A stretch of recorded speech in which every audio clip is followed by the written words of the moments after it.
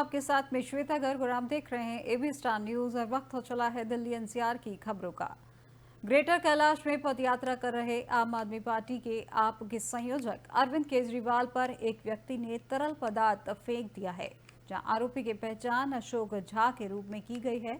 जहां मौके पर मौजूद पुलिस ने आरोपी को हिरासत में ले लिया है और पूछताछ कर रही है। पुलिस का कहना है कि आरोपी बस में मार्शल है और उसने केजरीवाल पर पानी फेंका है, जबकि दिल्ली सरकार के मंत्री सौरभ भारद्वाज का दावा है कि केजरीवाल पर स्प्रिट फेंका गया है। इसकी कुछ बूंदें उनके ऊपर भी गिरी हैं, जिसके बाद पुलिस ने आरोपी को हिरासत में लिया है, जहां आगे की जांच पड़ताल पुलिस द्वारा की जा रही है।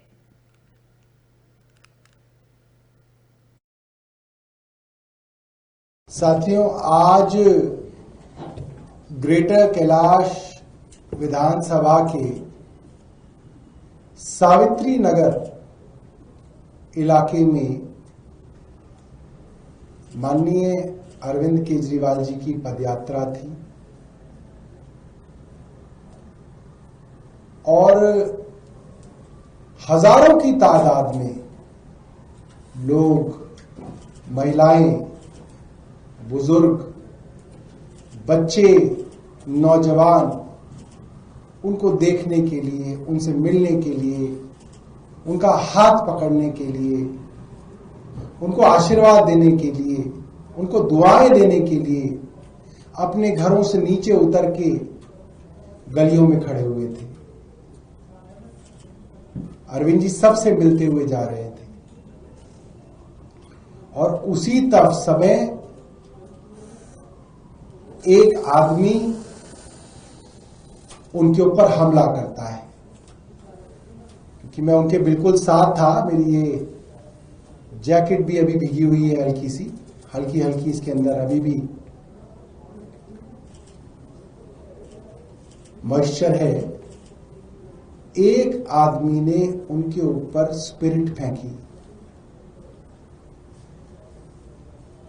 सूंघा हमने और उनको जिंदा जलाने की कोशिश की गई। एक हाथ में स्पिरिट, दूसरे हाथ में माचिस। अरविंद जी के ऊपर और मेरे ऊपर वो स्पिरिट गिरी। हमारे कार्यकर्ता मुस्तैद थे, जनता के लोग मुस्तैद थे। स्पिरिट तो फेंक पाए मगर आग नहीं लगा पाया अरविंद केजरीवाल जी को। आज दिल्ली के बीचों बीच अरविंद केजरीवाल को जिंदा जलाने की कोशिश की गई। भारतीय जनता पार्टी के नेताओं ने रविवार को राष्ट्रीय राजधानी में आगामी विधानसभा चुनाव के लिए एक बैठक की, जहां बैठक में दिल्ली बीजेपी अध्यक्ष वीरेंद्र सचदेवा और अन्य नेता मौजूद थे। जहां दिल्ली में विधानसभा चुनाव 2025 की शुरुआत में उन्होंने संभावना है। हालांकि चुनाव आयोग ने अभी तारीखों की घोषणा नहीं की है।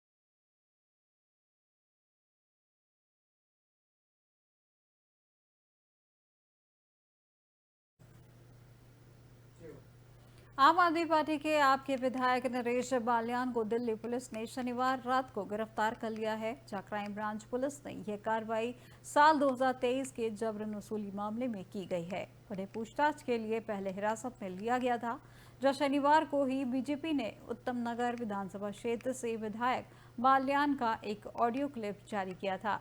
बीजेपी का कहना है कि नरेश का संबंध गैंगस्टर से है और वे वसूली गैंग चलाते हैं। वो हवाला के जरिए पैसों का लेन देन करते हैं।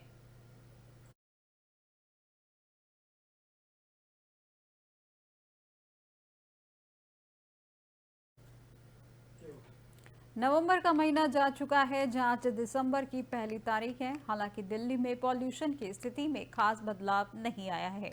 एयर क्वालिटी इंडेक्स पर गौर करें तो रविवार सुबह भी ये बेहद खराब श्रेणी में बना रहा। चाहे दिल्ली का आनंद विहार हो, इंडिया गेट हो या फिर भीकाजी कामा प्लेस हो, शहर के ज्यादातर इलाकों में धुंध की परत नजर आई है। जहां दिल्ली के ज्यादातर हिस्सों में एयर क्वालिटी बहुत खराब श्रेणी में रिकॉर्ड किया गया। बीते 8 दिनों के दौरान दिल्ली में AQI का यही हाल है।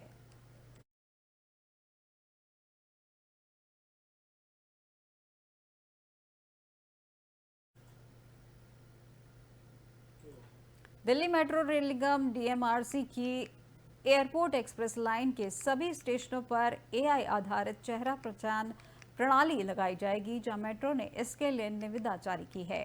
काम आवंटित होने के बाद 6 माह में योजना को लागू करना है। जैसे लाइन पर कुल 7 स्टेशन हैं। इन स्टेशनों के AFC गेट पर अत्याधुनिक CCTV कैमरे लगाए गए जाएंगे, जहां पर DMRC की ओर से जारी की गई निविदा के अनुसार योजना पर 5.54 करोड़ रुपए खर्च होंगे। जो कंपनी योजना को लागू करेगी उसे 5 साल तक इसकी देखरेख भी करनी होगी। तकनीकी में ऐसे कैमरों का इस्तेमाल किया जाएगा जिनमें एक दृश्य में कम से कम 50 वस्तुओं को मानव के रूप में वर्गीकृत करने की क्षमता होगी। इसमें एयरपोर्ट एक्सप्रेस लाइन पर नई दिल्ली, शिवाजी स्टेडियम, धौला कुआं, Delhi arrow city airport, Dwarka sector 21, Yashobhoomi Dwarka sector 25 हैं। इनके कुल 19 प्रवेश और निकास बिंदुओं को कवर किया जाएगा, जिसमें AFC गेटों की पूरी श्रृंखला को भी कवर किया जाएगा। इसमें 7 दिनों वीडियो को सुरक्षित रखने की सुविधा भी होगी।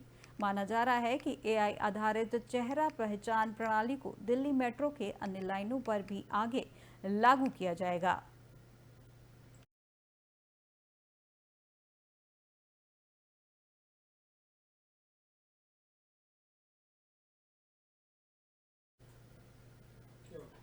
हाई स्पीड ट्रेन अब जल्द ही रेलवे ट्रैक पर चलेंगी, जहां रेलवे मेक इन इंडिया तकनीक पर आधारित हाई स्पीड ट्रेन सेट तैयार कर रहा है। जैसे 280 किलोमीटर प्रति घंटे की रफ्तार से चलाने के लिए डिजाइन किया गया है। और इस स्वदेशी बुलेट ट्रेन कहें तो हैरानी नहीं होगी, क्योंकि जापानी तकनीक पर आधारित बुलेट ट्रेन की अधिकतम गति 320 है और चलेगी 300 किलोमीटर प्रति घंटे की रफ्तार से। मैसर्स BEML के सहयोग से सवारी डिब्बा कारखाना में इस हाई स्पीड ट्रेन सेटों का डिजाइन और विनिर्माण किया जा रहा है, जिसमें प्रत्येक सेट की निर्माण लागत करीब 28 करोड़ रुपए है, जो अन्य ट्रेन सेटों के मुकाबले बेहतर है।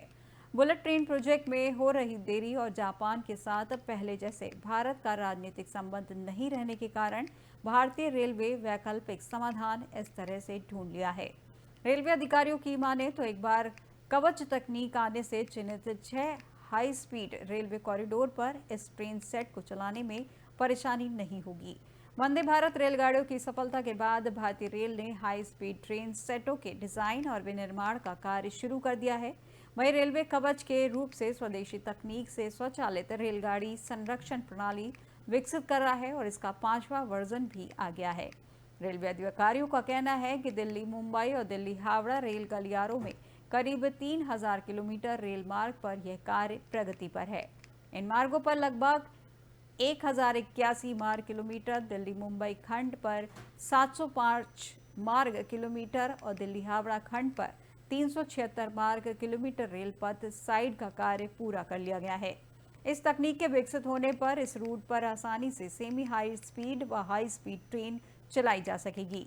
इस तरह रेलवे ने 6 रूट पर हाई स्पीड ट्रेन चलाने के लिए भी अलग से ट्रैक बिछाएगा। वही लिहाजा इस रूट पर भी 280 किलोमीटर की रफ्तार से चलने वाली हाई स्पीड ट्रेन चलाई जा सकेगी।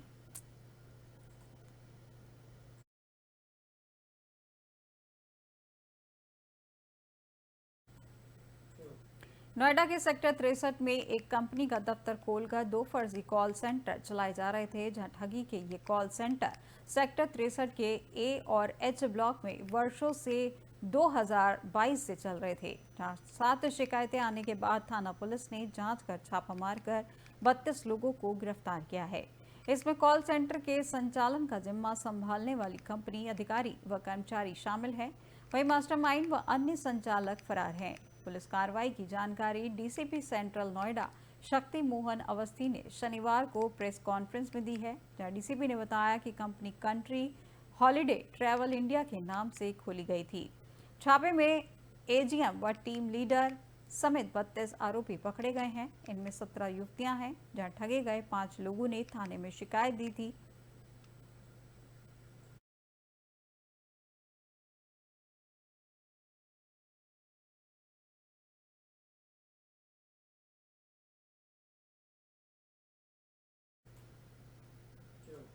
गाजियाबाद के थाना निवाड़ी क्षेत्र में पढ़ने वाले डीजे डेंटल कॉलेज में एमडीएस प्रथम वर्ष की छात्रा रेणुका ने पंखे से लटककर सुसाइड कर लिया है। बता दें कि दिव्य ज्योति ग्रुप ऑफ इंस्टीट्यूशन के छात्रावास में शनिवार को दंत चिकित्सा में मास्टर कर रही 26 वर्षीय छात्रा ने कथित रूप से आत्महत्या कर ली।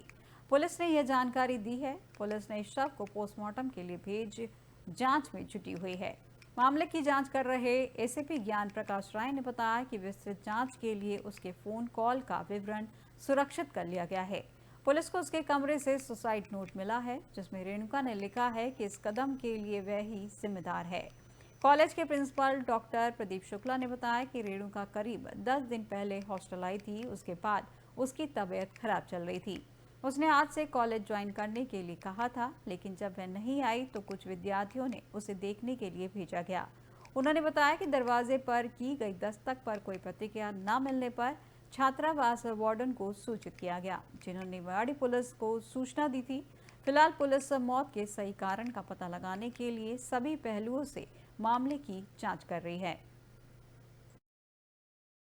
डीजे डेंटल कॉलेज है यहाँ पे निवाड़ी थाना क्षेत्र में। वहाँ से थाना निवाड़ी को सूचना दी गई कि महिला हॉस्टल जिनका है उसमें एक कमरे में छात्रा ने फंदा लगा करके आत्महत्या की है। इस सूचना पर मौके पे थाना निवाड़ी की टीम आई। मैं आया था, फील्ड यूनिट को भी बुलवाया गया। घटनास्थल का निरीक्षण किया गया है, जिससे जो मृतका है इनकी पहचान रेणुका यादव पुत्री रामेश्वर, जो रेवाड़ी हरियाणा के रहने वाली हैं, इनके रूप में हुई है। और प्रथम दृष्टया मौके के निरीक्षण से आत्महत्या प्रतीत हो रही है। मौके से एक सुसाइड नोट भी प्राप्त हुआ है, जिसमें इन्होंने अपने पेरेंट्स के लिए लिखा है और अपनी आत्महत्या के लिए अन्य किसी को जिम्मेदार नहीं बताया है। इसमें सभी तथ्य जो प्राप्त हुए उनके आधार पर आवश्यक कार्रवाई की जा रही है। इसमें सूचना के बाद कॉलेज का स्टाफ था, उसके द्वारा ही दरवाज़ा अंदर से बंद था, उसको तोड़ा गया। तो दिल्ली एनसीआर की खबरों में फिलहाल बस इतना ही और देश दुनिया की तमाम जानकारी के लिए देखते रहिए एबी स्टार न्यूज़। नमस्कार।